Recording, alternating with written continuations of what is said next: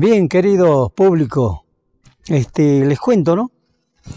Eh, Allá por el 1921 es como cuando nace, digamos, acá desemboca en Campo Quijano, la parte ferroviaria, o sea, los campamentos ferroviarios, ¿no? Y de acá vendría a ser como el centro de operaciones y hacia la quebrada del Toro. Hacia la indomable quebrada del Toro, donde todo era muy poca maquinaria, más que nada esfuerzo humano, pala y pico, poca maquinaria, y se contaba todavía cuando avanzaban las vías, en las chatas se llevaba una especie así de guinche, ¿no? Guinche lo decíamos antes, a la máquina esta para alzar piedra superior al tamaño que no podían llevar los empleados ferroviarios o los obreros. Bueno, según esto yo no lo leí, me contó un amigo que les voy a dar el nombre y era hijo de un poblado de Campo Quijano antes de 1920, ¿no? Era de la familia Estopiñán. Había un hijo, Bernardo Estopiñán se llamaba, igual que su padre. El apodo, siempre acá nos caracterizamos por los apodos. Bueno, a él le decían Lechuga, el Lechuga Estopiñán.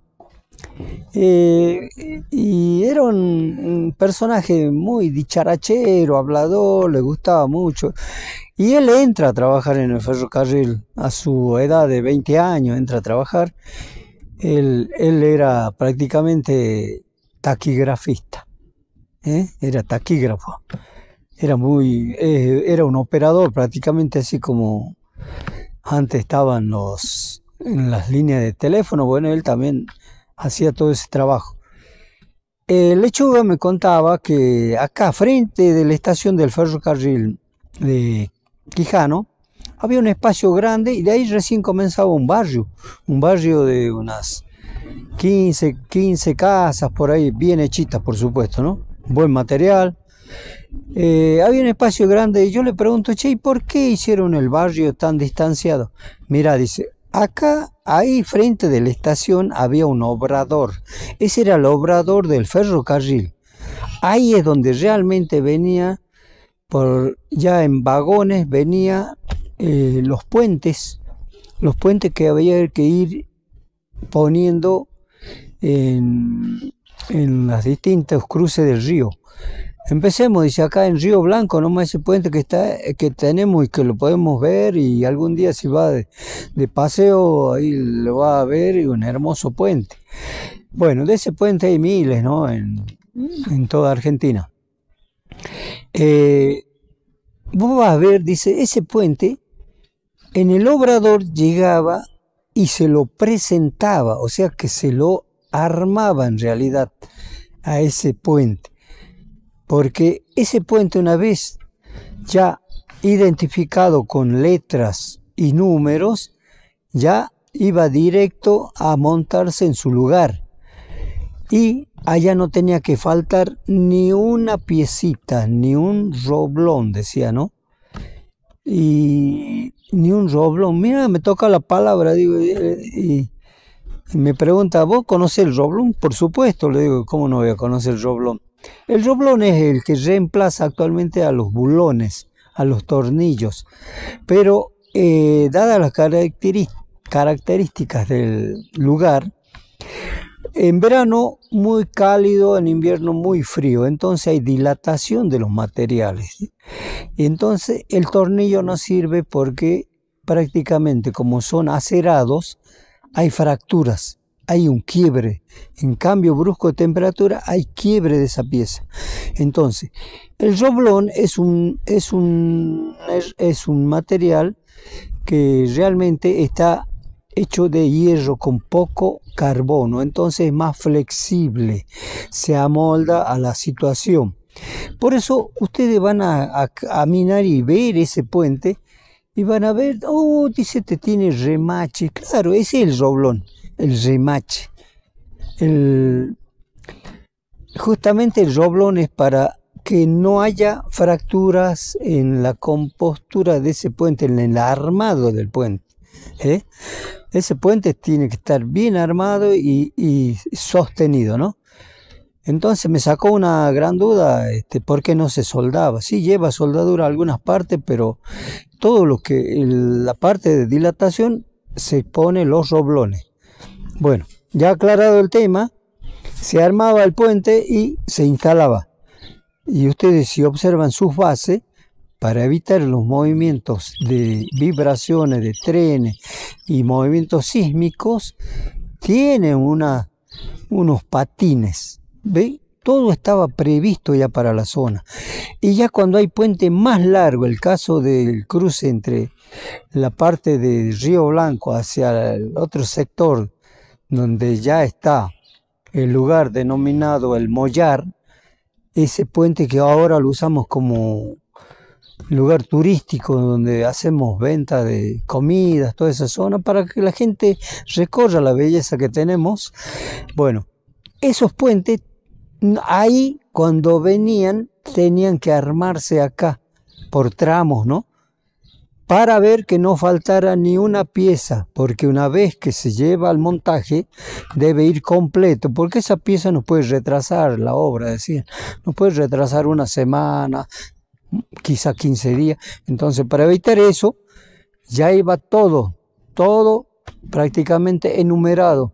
O sea que el empleado no tenía nada que andar pensando si esta pieza va acá o no va, ya estaba enumerada y con letras también. Bueno, se armaba correctamente y hoy en el día ustedes ven ahí la belleza y la durabilidad que tiene ese puente. Todo el color que tiene, no crean que es porque le ha gustado el colorcito, sino simplemente esos son antioxidantes, antióxidos que le llamamos, que se le mete a los metales para evitar oxidación. Bueno, todo eso, así como esos puentes, siguiendo el tramo del C14, hay puentes, mira, de diversa forma. Allá en el Candado, su nombre lo indica, hay un puente que es curvo, increíble, ¿no? Que es curvo para evitar un cerro que prácticamente tenía sus dificultades y se había desmoronamiento o era muy duro. Entonces lo hacen curvo y evitaban todo el problema de tapadas, que se denomina cuando viene una luz y tapa las vías. Bueno, ese puente es una belleza. Si ustedes quieren conocerlo algún día, recórranse del Alisal más allá. Y en el Alisal se demoró bastante la obra porque hay que tomar altitud. Ahí sí, había que hacer túneles, que es lo que tienen, y luego cómo se toma el impulso una máquina a vapor con cremallera, ¿no? Ahí se usó la cremallera en el ferrocarril. Ustedes vieran todas esas cositas, estaba dirigido por el ingeniero Mauri. Era muy interesante. Eso todo prácticamente en diálogo, charla, viene con mi amigo el Lechuga. Me contaba cómo era el movimiento ya acá en el pueblo, más gente, y eso hace que haya un reclutamiento de gente de otros países. Y acá se venían chilenos, bolivianos, paraguayos, de todo, en busca de trabajo, y se quedaron muchas familias, y bueno, ya hicieron que el pueblo sea más amplio, y por supuesto de las provincias había muchísima gente, ¿no? Ya más que nada técnica, aspecto técnico que conocía bastante. Nosotros en esa época, te estoy hablando de 1940 por ahí, todavía adolecíamos de escuelas técnicas en Salta, ¿no? Porque las primeras escuelas técnicas fueron allá por el 1965, por ahí. O sea que medio tarde. Este amigo Lechuga me contaba que la diversión acá del pueblo fue creciendo hasta que se instalaron muchísimos negocios de venta de comestibles, carnicerías, bares, muchísimos bares. O sea que no había una recreación. Entonces los bares eran indispensables, porque resulta que ahí tenían el juego del sapo, algunas veces riñas de gallo, el juego a la taba en los fondos de los bares, ¿no? Bares en esa época hubo muchos, algunos que llegué también a conocer, era como Ramos Generales, como Caqui, Jesús Caqui, mira vos, don Jesús Caqui era como un negocio de Ramos General. Ahí conseguías carne, porque ahí carneaban también, conseguías carne. Tenía juego al sapo, venta de bebida alcohólica, venta de refresco, almacén, o sea, tenía azúcar, hierba, manteca, todo conseguía ahí. Eso era los Caqui, venían con alma de negociantes ya. Tenemos a Claudio Caqui, tenía un café en esa época del ferrocarril, un café con un negocio, y después tenía el otro hermano que se dedicó a la parte tienda. Ustedes saben qué lindo que es, ¿no? Mirá cómo se manejaba aquellas épocas. Es como cuando ustedes changos, chicos, veían esas películas del lejano oeste. Ahí era lo mismo Campo Quijano. Había de todo. Venían gente con una mentalidad digamos, de crecer, de crecimiento, de dejar algo a sus hijos. Y bueno, se instalaban y buscaban qué rubro encajar. Y lo más lindo, que todo lo acertaron, ¿eh? Que bueno, ¿no? Y lechuga, mira, hasta entretenimiento había acá. Por ejemplo, la gente, digamos, más de la parte ejecutiva del ferrocarril, bueno, ellos se iban en vehículo o usaban las zorras de transporte y se iban a pasar la noche allá en la ciudad de Salta. Se tomaban ese lujo, ellas se tomaban su whisky o se tomaban otras bebidas, tranquilo, al otro día estuvieron acá trabajando normalmente, ¿no? Ese era el Campo Quijano, que distaba más o menos, son 30 kilómetros de la ciudad de Salta, ¿viste? Pero antes el transporte era muy lerdo, digamos, muy distanciado en horario. El movimiento ferroviario era bastante ya en el 40, porque esta obra no se terminó ahí nomás. Esta obra tardó, mira, del 1920 más o menos unos 45 años, desde que comenzó unos 45 años fácil, ¿no?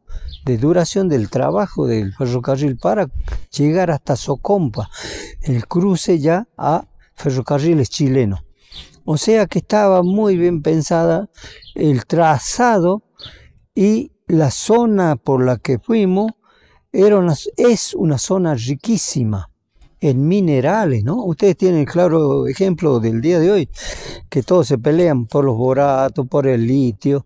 En cambio, antes no, antes teníamos zona acá nomás, antes de 50 kilómetros tenemos lugares de mármol, zonas marmoleras, piedras hermosas. De Socompa se traía el sílice.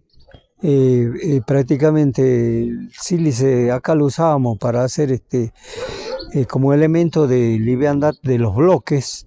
El sílice, cuando se recalentaba, se formaba como una esferita de 10-15 milímetros, 10-15 milímetros de diámetro, y se largaba en piletones, y eso el que hacía bloques mezclaba el cemento con el sílice y tenía bloques livianos, súper livianos y térmicos. Eso prácticamente no se lo industrializó mucho, pero en otras provincias sí. Mira toda la riqueza que tenemos acá en Campo Quijano, y que todavía siguen ahora. Ahora, bueno, se le dio a todo por la parte que ustedes ya conocen, la minería, ¿no? Pero cerca nomás de acá del pueblo, acá tenemos en la Lizal, ahí se hizo una estación hermosa. Ustedes dirán, ¿por qué habrán hecho una estación acá en Río Blanco? Ahí era una colonia veraniega. ¿Saben por qué era?